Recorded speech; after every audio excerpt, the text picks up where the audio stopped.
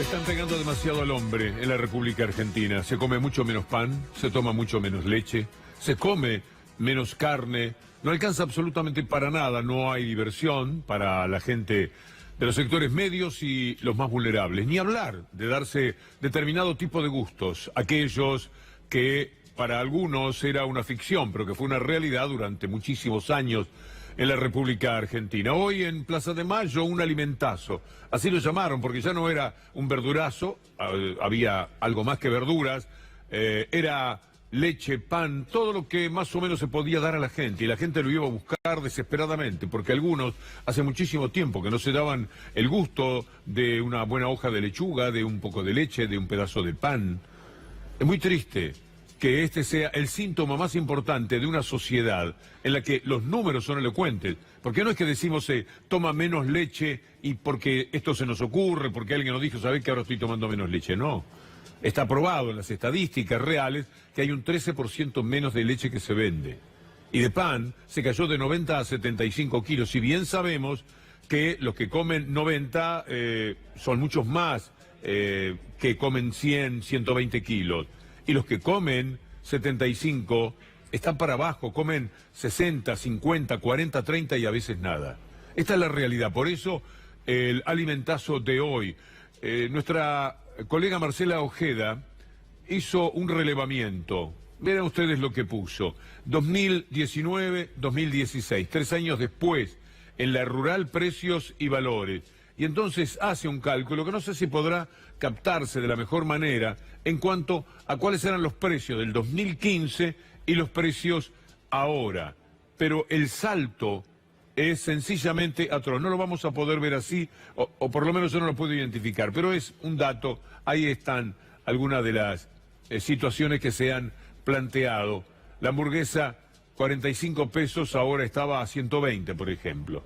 Es decir, se ha caído enormemente en cuanto a la posibilidad de comprarse ciertos alimentos, considerando lo que han aumentado. Pero miren ustedes lo que pasa con el pan. Vamos a dar el dato pertinente para que se entienda por qué estaban dando pan también hoy en la Plaza de Mayo de la República Argentina. El consumo de pan cayó de 90 kilos a 75. Insisto, este es un promedio. Están los que comen mucho más de 90 kilos, las familias que pueden adquirir mucho más, y están los que no llegan, no a 75, sino como les decía antes, a 50 o a 40. Mire lo que pasa con el pan, en la voz del presidente de los panaderos rosarinos, Gerardo Di Cosco.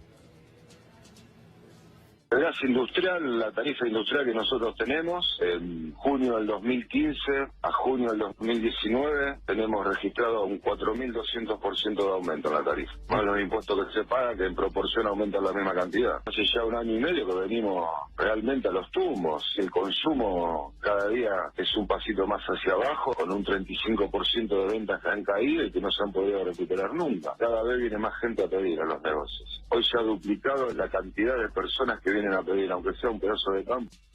Pero la asfixia no es solamente de los precios. Hubo inflación durante todos estos últimos años en la República Argentina, pero había un salario que lo superaba siempre. Nunca perdió, durante más de 10 años, el salario frente a la inflación. Creo que hay un año en el que se registró un empate. Entonces la realidad es que la inflación calculada por sí sola, estimada como el dato económico más fuerte, era un error.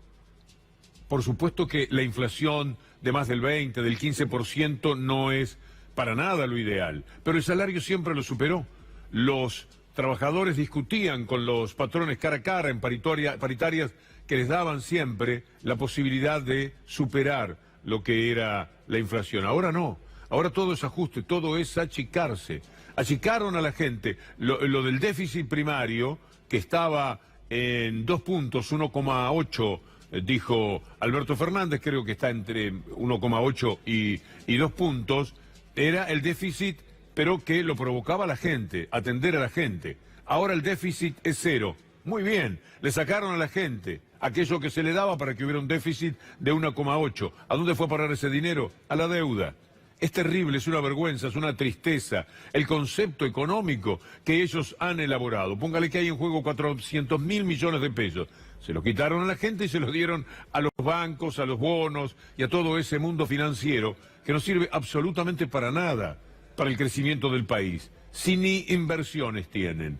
Y además asfixian a la gente en la Argentina de todas las formas, porque no solamente el costo de la vida, está también el tema de lo que se gana o de lo que ya no se gana. Suspensiones, despidos.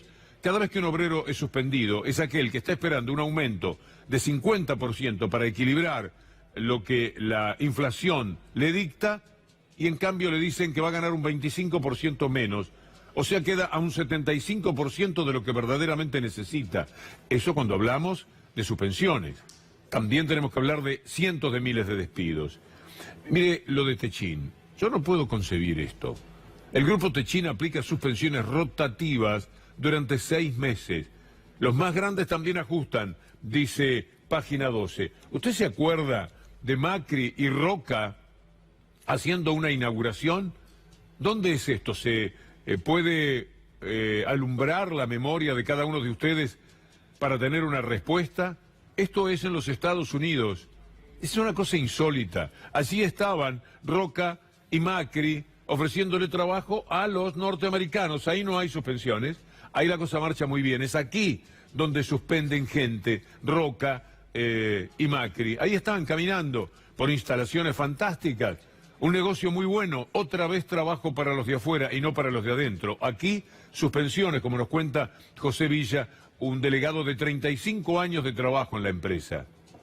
Petro. Lo que está pasando acá en Valentín Alsina, nos hemos venido trabajando en relación a este gran proyecto Vaca Muerta. Ahora se está terminando de entregar toda la tubería y nos encontramos con esta situación de un plan de suspensiones. Es un plan de suspensiones y un tipo de modalidad que se viene aplicando ya desde los años 90 en la planta porque la fluctuación varía. Nosotros entendemos que se tiene que ver la forma de seguir trabajando todo el año. Nosotros como trabajadores lo único que pedimos es trabajar. Si ahora nos salen con algo que no se habló en ningún momento, que es el retiro voluntario. Es bastante difícil de comprender que tengan esa actitud hacia los trabajadores norteamericanos, llevarles trabajo, etcétera, y aquí, mientras tanto, quitárselo. Y si no, acepten que se está muy, pero muy mal, y que esta es la razón por la que Techin... ¿Cuántos churrascos va a comer el señor Roca de aquí al final de sus días? ¿Cuánto más se necesita? ¿Cuántos miles de millones de dólares tienen afuera? ¿Cuántos? Cada vez les es más fácil incluso ir a cumplir con los obreros, porque antes $1 millón les daba 9, 10 millones de pesos, ahora les da 45 millones de pesos. Mire cuánto hay en la franja con la que pueden cubrir, pero claro, el empresario nunca quiere tocar su dinero, siempre quiere que la empresa sea la que lo genere, y si la empresa está perdiendo por un tiempito o empatando, pues entonces el que tiene que perder es el obrero. Y el trabajador nunca. Por eso es que, bueno, mire este tuit de Jorge Duarte, un colega que muy inteligentemente dijo, en los 136 días hábiles de 2019 se presentaron 68 empresas a pedir procedimientos preventivos de crisis al Ministerio de Producción y Trabajo. Es decir, cada 48 horas una empresa pide preventivo, a partir de lo cual siempre lo que puede esperarse es lo peor. Cifras que se replican en Córdoba y Santa Fe, un claro reflejo, dice Jorge Duarte, del desastre económico. Y peor va a ser todavía con la reforma laboral. ¿Cómo puede ser que Roca y todos los empresarios estén pensando en flexibilizar todavía más? Nunca se les va a ocurrir acercar otra vez a modo de inversión en ellos mismos algo de lo mucho que han ganado. Si se tienen 1.000 millones afuera, en este momento son 45.000 millones de pesos, y muchos de ellos los tienen. Los tienen. Entonces, ¿por qué no pensar un poco mejor en las circunstancias de todos esos trabajadores que, plusvalía mediante, podría decirse, les dieron tanta ganancia en los años y años que han trabajado para ellos? No, ahora lo que pretenden es llegar a una reforma laboral, asfixiar, tomar del cuello al trabajador, tenerlo a su merced. Maldita sea, puede ser que haya un trabajador que diga, bueno, yo voy a aceptar ganar menos para que haya trabajo para otro. ¿Y dónde está la dignidad del trabajador? Pero además, ¿no le alcanza con la persecución que significa que lo pueden echar en cualquier momento? ¿Qué tranquilidad, qué serenidad, qué sentido de la dignidad puede tener un trabajador amenazado por la espada de Damocles, ahí sostenida por un hilito que le cae encima apenas le caiga él mal a un jefe, discuta algo que no puede discutir. Quieren obligarlo al trabajador a mirar el piso, a no poder mirar cara a cara a su jefe, a los dueños de las empresas. Trabaje, vaya y venga. 10 horas acá, 2 de viaje para allá, 2 de viaje para acá. No es vida, no es vida, y pueden hacerlo mejor, porque pueden mantener buena parte del caudal enorme de las fortunas que han hecho con esos trabajadores y con las ventajas que le dio el país. Al país no le deben nada, no le van a devolver nada, nunca. Siempre se lo tienen que devolver del bolsillo del trabajador. ¿Cómo se animan? Que se anime Macri, tan insustancial, tan frívolo, a hablar de reforma laboral, porque él es un empresario, vaya y pase, pero que todos en su conjunto y la UIA tengan ese desprecio por la clase trabajadora es inadmisible. Cuando se vota también. Reforma laboral, sí o no. Esto lo tiene que saber el trabajador. Y no puede ser que haya uno solo que esté en condiciones de decir, no, estoy con la derecha, porque... ¿Y cuál es el porqué? Además, no lo pude inventar. Las elecciones van a definir el rumbo de la reforma laboral que viene, señala el cronista. Es decir, las elecciones, el cronista, que no es Pravda, está diciéndonos que el gobierno tiene una idea de reforma laboral que es flexibilización total. Y piense lo siguiente, si este gobierno consigue presentarse a las elecciones con alguna chance, como indudablemente la debe tener, es terrible, porque no ha pagado una sola factura de las muchísimas que hay para formularle desde lo que pasa con la Argentina. ¿Saben por qué? Porque tiene un enorme poder. Todo lo que tiene el gobierno de Macri es poder, el poder que hay detrás. ¿Usted se imagina si ganan la elección? El poder devastador, definitivamente devastador, que van a tener sobre el resto de la Argentina. Duele nada más pensarlo. Confirmaron que se triplicó la mortalidad por no poder acceder a medicamentos. El neoliberalismo mata. Esto está señalado por fuentes de los servicios farmacéuticos. Me gustaría ver, pero son las asociaciones farmacéuticas las que señalan esto. Otra vez, cuando hagamos esto, siempre es muy importante tener la fuente. Pero son los farmacéuticos los que lo están diciendo. Miren lo que Juan Romero, el conocido médico veterinario, nos dice en algo que cuando conoció nos dio el deseo de conversar con él. Yo tuve la suerte de ser funcionario de Cristina. Inauguré 26 hospitales públicos, distribuí 43 quirófanos móviles, atendimos más de 500 municipios, hicimos 1,5 millones de castraciones y 4 millones de vacunas antirrábicas. De todo eso, ¿qué quedó? Hoy hace 6 meses que no hay vacunas, nadie se enteró. Hoy a tu hijo lo muerde un perro y tenés contadas las dosis. ¿Por qué? Porque los dólares se gastan en la campaña, no en vacunas. Mantuvieron el presupuesto, no sé en qué lo gastaron, y tuvimos 6 meses donde faltó la vacuna antirrábica para perros por primera vez, por errores de licitación. No tuvimos vacuna pública, y hoy, si vos te muerde un perro en la cara, o te muerde un perro en el brazo, y te tienen que dar la vacuna antirrábica humana, que es importada, te la van a dar con cuentagotas, porque los dólares se utilizan para la campaña y no para la salud pública. Así están las cosas. ¿Y cuál es el complemento de tanta malaria, de tantos datos económicos que nos duelen, ya no solamente en el bolsillo, sino en el alma? La inseguridad. La provincia de Buenos Aires está arrasada, los números de la inseguridad han crecido, fuerte aumento de la inseguridad en la provincia de María Eugenia Vidal. Subieron un 63% los robos y un 50% los secuestros. Hay varias placas que se mostraron hoy de mañana, por lo menos. Fuerte aumento de la inseguridad en la provincia. La Procuración General bonaerense lo dice. Informó que las denuncias e investigaciones aumentaron 6,6% durante 2018, pero el desglose de los números es tremendo. El de los hurtos, el de los homicidios, todos los etcétera que usted pueda concebir. Si lo podemos hacer con rapidez, vamos, porque estoy impaciente por llegar a ciertos materiales. Bueno, aquí está, es lo mismo, ¿eh? Está bien, lo dejamos, lo vamos a completar. Ahí está esta placa. Esta es muy buena. El total de delitos, porque lo que quieren decir es que han disminuido los delitos. Eran 798.000, aumentaron a 851.000. Esta es una realidad. Si hay otra placa también la mostramos, porque los números a veces golpean de una manera especial, si no quedan un poco en abstracto. Mire los hurtos, de 51 a 67, los robos, de 74 a 86, los robos con arma, de 51.000 a 53.000. Esta es la realidad. Robos con arma implica que es el rubro que menos aumentó. ¿Por qué? Porque lo que hay son primeros hurtos. Lo que hay es el primer delito. Algunos hurtos agravados, de 818 a 1.300, 63% creció. El secuestro extorsivo, un 50% más. La estafa, un 55% más.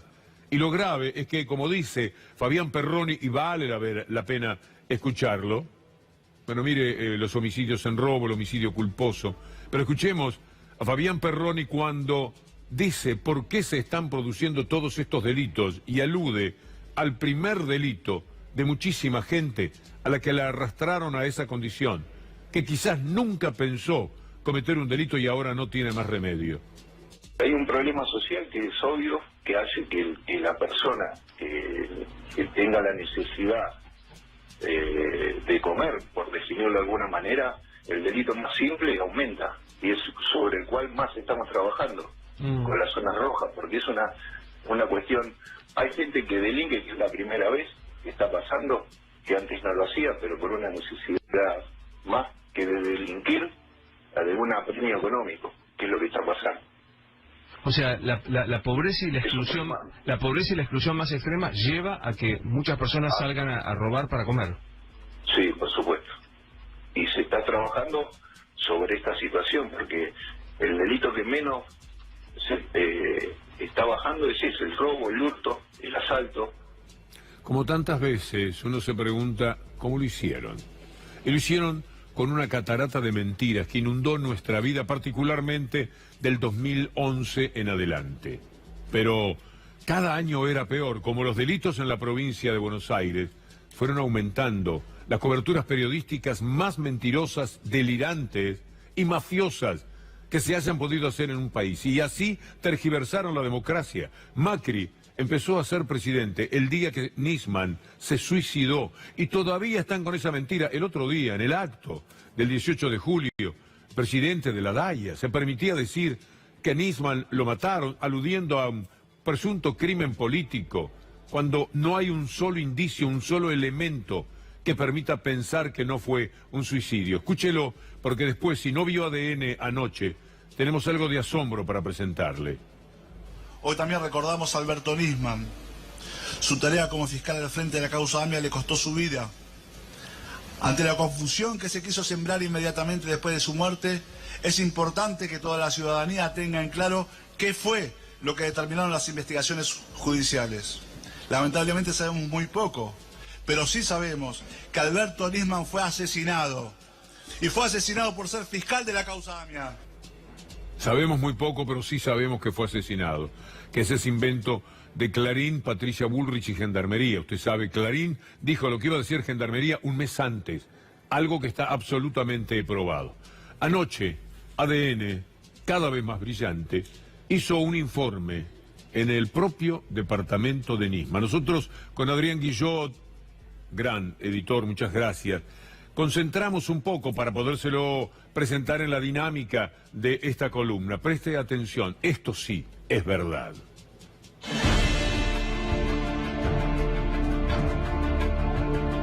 Así es Puerto Madero, uno de los 48 barrios de la ciudad de Buenos Aires, el más exclusivo, el más seguro. Acá, el metro cuadrado de una propiedad cuesta más de $6.000. Aquí vivía el ex fiscal Alberto Nisman, un hombre que reportaba a la Embajada de Estados Unidos todas sus investigaciones. Para ingresar a la unidad 2 del piso 13 de la Torre Boulevard de la calle Azucena Villaflor 450, hay que pasar por una férrea guardia. Ahí se debe entregar el documento de identidad, te sacan una foto y después tenés que caminar unos 40 metros entre más de 100 cámaras de video hasta llegar al ascensor. Una vez en el ascensor, hay que marcar una clave personal de 6 dígitos que habilita utilizar las teclas del mismo. Es imposible llegar al palier del piso 13 sin ser visto por alguien. Lo cierto es que con Nisman muerto dentro del departamento, las puertas estaban cerradas desde su interior. El ingreso por la cocina tenía puesta una llave desde el interior con media vuelta. Hay que decir que si hubo asesinos, ellos debieron escapar por otro lugar que no fuera por las puertas. ¿Y cuáles pueden ser las alternativas? Las ventanas del piso 13. Vamos a acceder al palier central, por donde ingresaron justamente la primera vez la mamá del fiscal. Este es el palier central del departamento 2, como vemos ahí. Primero no pudo acceder la madre del fiscal al departamento porque lo que tenía era la traba interna. El departamento del fiscal está prácticamente como lo dejaron. Estos son los mismos sillones, estos eran los sillones que tenía Nisman, ese era el televisor del ex fiscal.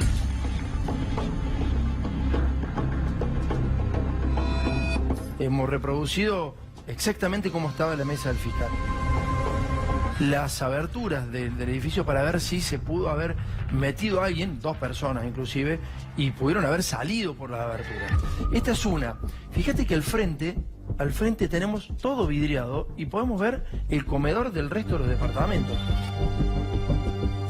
Ahora vamos a revisar las aberturas. Esta abertura se abre concretamente, pero si te fijas, para poder escapar, tenemos los guardias en este momento y siempre están los guardias.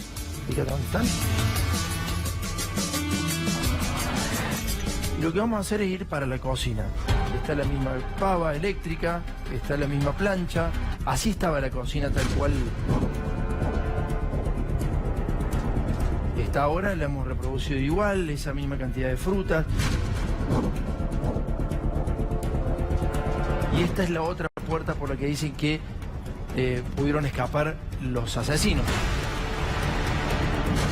Finalmente el baño en donde aparece muerto el fiscal.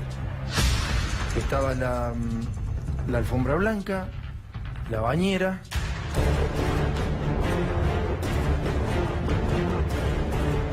El inodoro y el bidet donde supuestamente también quedaron rastros de sangre. El fiscal se encontraba mirándose al espejo, según la pericia, antes de suicidarse. En definitiva, este es el departamento del fiscal, tal cual estaba en ese momento. Lo mismo aire acondicionado, el mismo sillón, el mismo televisor, las mismas sábanas. Hay mucha seguridad, es altísimamente improbable que 2 personas hayan podido ingresar sin ser vistas por absolutamente nadie.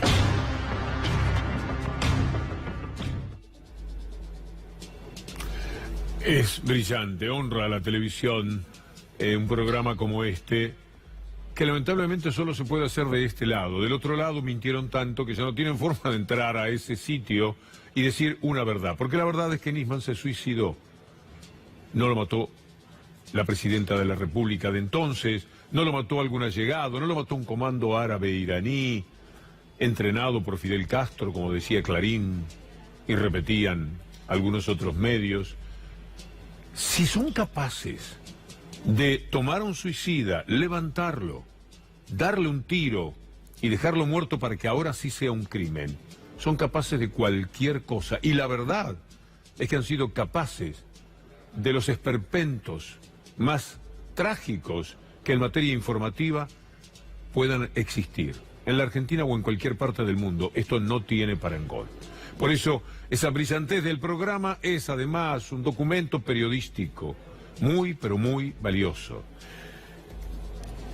Lo que pasa es que hay formas de encarar el periodismo. También hay una distinción muy grande entre una manera y la otra.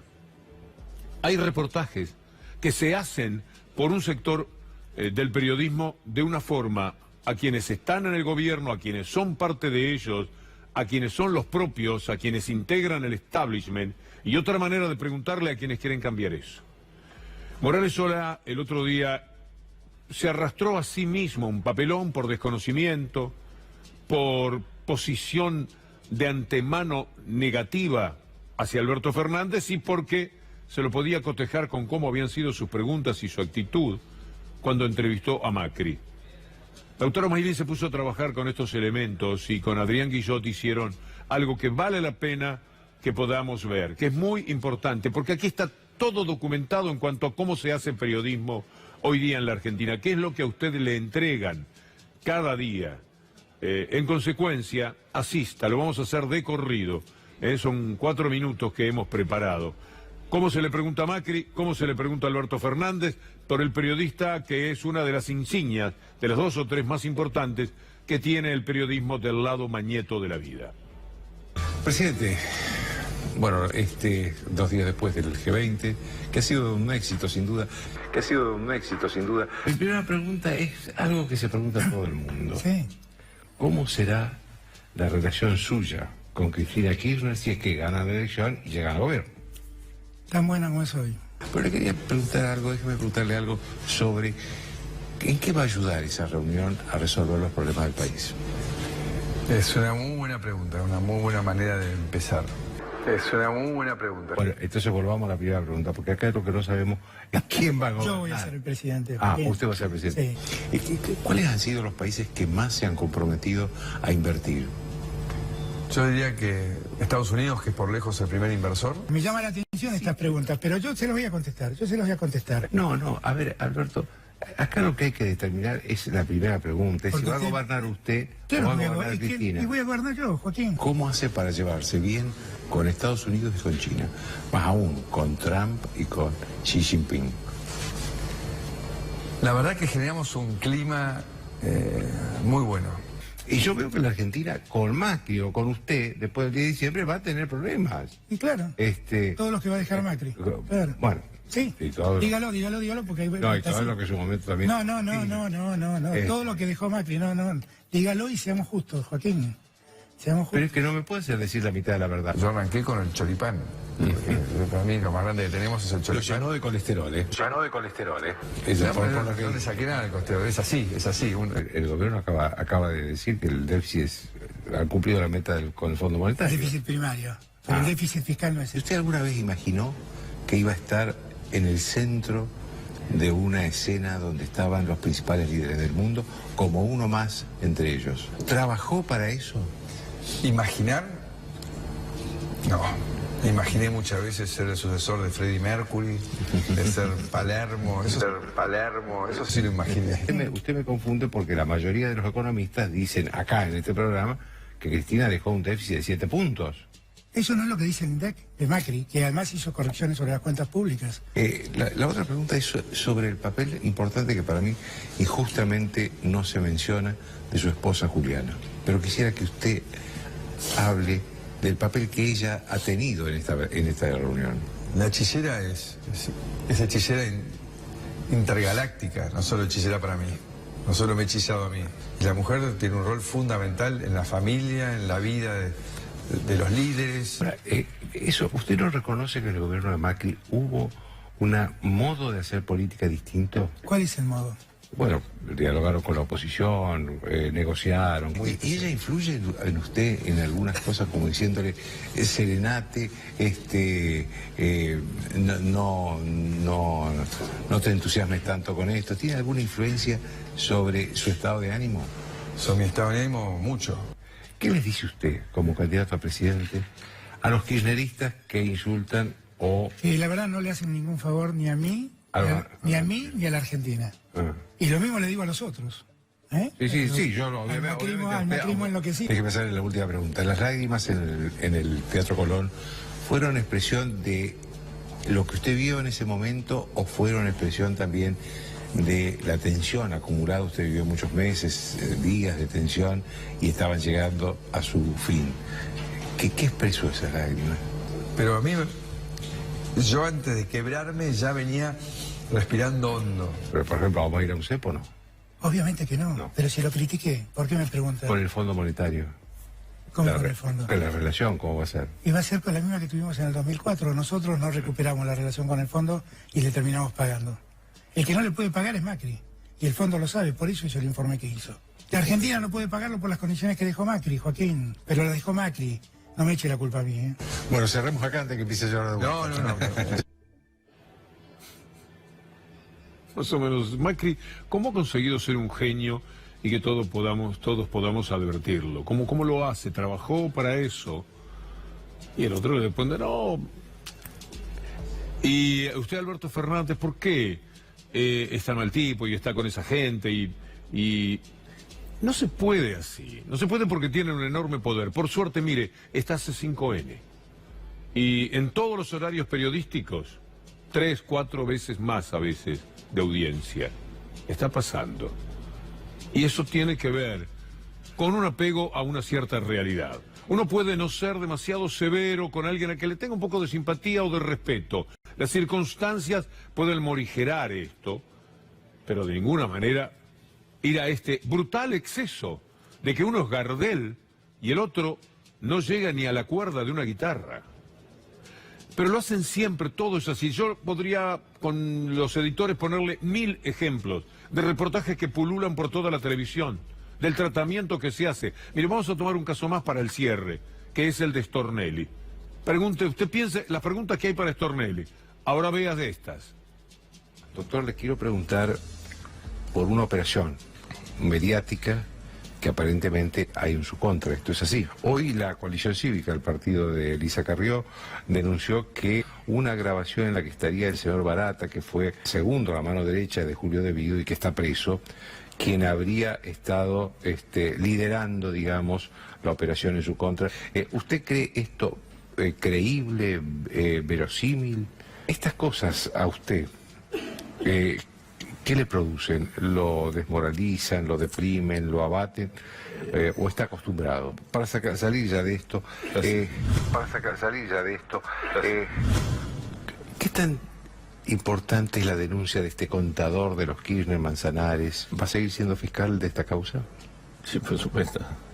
Le pregunto porque en las últimas horas con todas estas operaciones se puso en duda. Si son operaciones. Así están las cosas.